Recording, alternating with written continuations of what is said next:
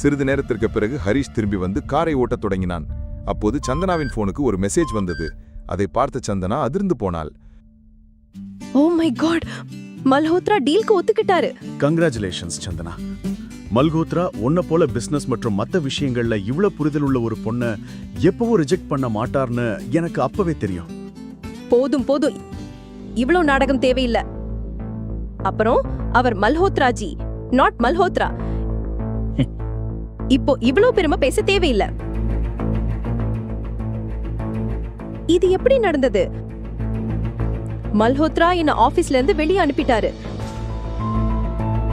மறுபடியும் எப்படி சம்மதிச்சாரு?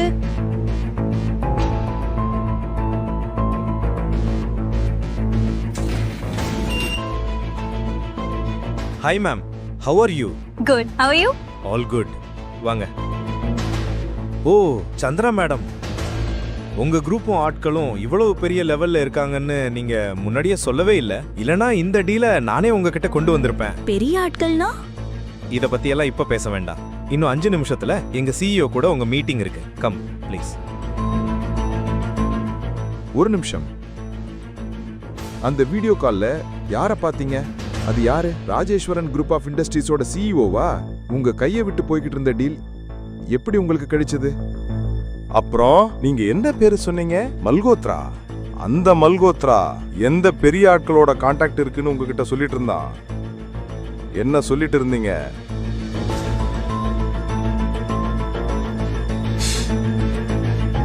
பேசுங்க. அந்த வீடியோ காலில் ராஜேஸ்வரன் குரூப் ஆஃப் இண்டஸ்ட்ரீஸின் சிஇஓ மிஸ்டர் ராஜேஸ்வரன் இணைகிறார். இது என் ஹஸ்பண்ட் ஹரிஷ். நீங்க சுயநினைவோட தான் இருக்கீங்களா சந்தனா மேடம்? என்ன உளறீங்க? மிஸ்டர் மல்ஹோத்ரா, நான் என் புருஷனு கூட அடையாளம் தெரியாத பைத்தியம் இல்ல. இவர்தான் என் புருஷன் ஹரிஷ். இவர் என் வீட்டோட மருமகனா இருக்காரு. மேம், பேசுறதுக்கு முன்னாடி யோசிக்காம எதுவும் சொல்லாதீங்க.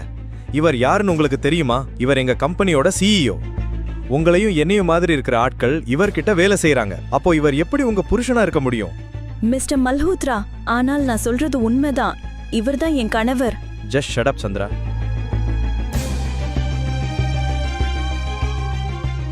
ஐ எம் ரியலி சாரி சார். இவங்க சார்பா நான் உங்ககிட்ட மன்னிப்பு கேட்டுக்கிறேன்.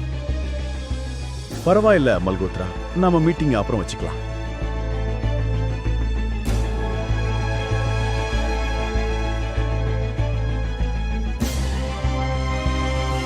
மிஸ்டர் ராஜேஸ்வரனின் முகம் ஹரிஷின் முகத்தோடு ஏன் இவ்வளவு ஒத்திருக்கிறது என்று சந்தனா எல்லா நேரமும் யோசித்துக் கொண்டிருந்தாள். அவளது மனதில் ஆயிரக்கணக்கான கேள்விகள் இருந்தன. அப்போ ஹரிஷ் தான் மிஸ்டர் ராஜேஸ்வரனா? அவனை பத்தி நான் உண்மைய நம்ம கிட்ட இருந்து மறைச்சிட்டு இருக்கானா? அது எப்படி சாத்தியம்? அதே முகம், அதே கண்கள். இப்போ என்ன நீங்களே முணுமுணுத்துட்டு இருக்கீங்க சந்தனா? உடம்பு சரியா இருக்கா? நான் ஒரு டாக்டரை கூப்பிடவா? இன்னைக்கு உங்களால நான் மிஸ்டர் ராஜேஸ்வரன் முன்னாடி ரொம்ப அசிங்கப்பட்டேன். ஐ ஜஸ்ட் டவுட் அவர் உங்க கூட கான்ட்ராக்ட் சைன் பண்ணுவாரான்னு. அப்படின்னா என்ன? அதாவது உங்கள மாதிரி ஆயிரக்கணக்கான பெண்கள் மிஸ்டர் ராஜேஸ்வரனை பார்த்தா இப்படி பைத்தியம் ஆயிடுவாங்க. Excuse me. You know what, it's my fault. நான் உங்களை இங்க மீட்டிங்குக்கு அழைச்சதே என் தப்பு தான். உங்களை போல பொண்ணுங்களுக்கு கொஞ்சம் மரியாதை கொடுத்தா அவங்க மூளை கெட்டு போயிடும். என்ன மாதிரி பொண்ணுங்கன்னா என்ன சொல்ல வர? அதே பொண்ணுங்க ஒரு பெரிய கம்பெனியோட ஓனரை பார்த்தா அவரை தன்னோட புருஷனை சொல்லிட்டு அப்புறம் அவங்களோட சொத்துல பங்கு கேட்பாங்க. சொல்லவே கேவலமா இருக்கு. You know what, you're disgusting. நரகத்துக்கு போங்க, நீயும் உன் சிஇஓ அப்புறம் உன்னோட கான்ட்ராக்டோ. அம்மா அம்மா, ஹரிஷ் எங்க? சந்தனா, இவ்ளோ சீக்கிரம் வந்துட்ட? உனக்கு இன்னைக்கு மீட்டிங் இருந்ததில்ல? அம்மா, ஹரிஷ் எங்க அண்ணன் சொல்லுங்க. அவன் கிச்சன்ல எங்கேயாவது பாத்திரம் கழுவிட்டு இருப்பான். என்னாச்சு? ஏதாவது பண்ணானா? அவன் ஒரு பெரிய ரகலை பண்ணான். நீ இவ்ளோ சீக்கிரம் வந்துட்டியா? நீ இன்னைக்கு இவ்வளவு சீக்கிரம் வந்துட்ட? நான் உனக்கு பிடிச்ச சாப்பாடு செய்ய போறேன். என் கேள்விக்கு பதில் சொல்லு. நீதானே மிஸ்டர் ராஜேஸ்வரன்? கொஞ்ச நேரத்துக்கு முன்னாடி நான் வீடியோ கால் மீட்டிங்ல பார்த்த அந்த ஆள்? யாரு மிஸ்டர் ராஜேஸ்வரன்? நீ என்ன சொல்றன்னு எனக்கு ஒண்ணுமே புரியல சந்தனா. என் முன்னாடி இந்த நாடகம் போடாத.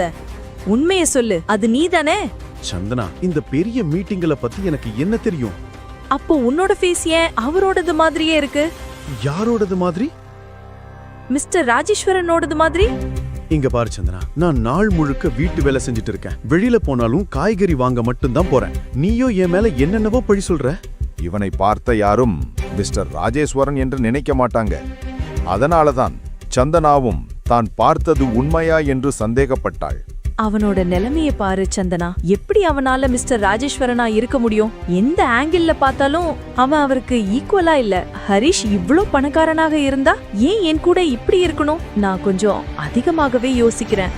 சந்தனா ஒரு துப்பறியும் நிபுணரிடம் செல்கிறாள். அங்கு சந்தனா ஒருபோதும் கற்பனை செய்யாத ஒன்று நடக்கிறது. என் வாழ்க்கையில நீங்க 420வது பொண்ணு. உங்களோட கணவரை உளவு பார்க்கணும்னு சொல்லி வந்திருக்கீங்க. அப்புறம் எதுக்காக உங்க கணவரை உளவு பார்க்கணும்? இதெல்லாம் கேட்க நான் இங்க வரல. உளவு பார்த்து பணம் வாங்குறது தான் உங்க வேலை. நான் அதை உங்களுக்கு தரேன். இதெல்லாம் தெரிஞ்சு நீங்க என்ன பண்ண போறீங்க? சொன்னதை செய்யுங்க. உங்க பணம் உங்களுக்கு கிடைக்கும். அதுவும் உண்மைதான். சரி, நான் உங்க கணவர் போட்டோவை பார்க்கலாமா? ஷோர்.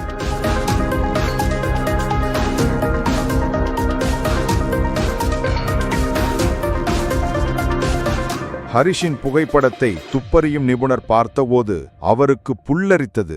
ஒரு பேயை பார்த்தது போல் தோன்றியது. இந்த ஆளைத்தான் நீங்க உளவு பார்க்கணும்னு சொல்றீங்களா? ஆமா. என்ன? உங்களுக்கு பைத்தியம் பிடிச்சிருச்சா? Mind your language. இவரைத்தான் உளவு பார்க்கணும். நீங்க யார பத்தி பேசுறீங்கன்னு உங்களுக்கு தெரியுமா? இவர் உங்க கணவர்னு நீங்க போய் சொல்றீங்கன்னு நினைக்கிறேன். பைத்தியக்காரத்தனமா பேசுறீங்க. நிச்சயமா இவருதான் என் கணவர். ஏன் கொஞ்ச நாளா எல்லாரும் இப்படி பேசுறீங்க? ஒரு வேலை பண்ணுங்க. எந்திரிச்சு என்னோட ஆஃபீஸை விட்டு வெளியே போங்க. எனக்கு எந்த துப்பறியும் வேலையும் செய்ய தேவையில்லை. இவன் யாரு? இவனை பார்த்து இவ்ளோ பயப்படுறீங்க? இவர் யாருன்னு உங்களுக்கு நிஜமாவே தெரியாதா? இவர் ஒரு சாதாரண ஆள் இல்ல. இவர் இந்த சிட்டியோட மிகப்பெரிய மனிதர். டிடெக்டிவ் ஹரிஷை பற்றி சந்தனாவிடம் சொன்னபோது சந்தனாவின் காலடியில் பூமி குலுங்கியது. உண்மையில் டிடெக்டிவ் ஹரிஷை பற்றி சந்தனாவிடம் என்ன சொன்னார்? ஹரிஷின் கணக்கில் உண்மையில் 2000 கோடி ரூபாய் இருந்ததா? முழு கதையையும் கேட்டு மகிழ பாக்கெட் FM ஆப்பை டவுன்லோட் செய்யுங்கள். லிங்க் டிஸ்கிரிப்ஷனில் கொடுக்கப்பட்டுள்ளது.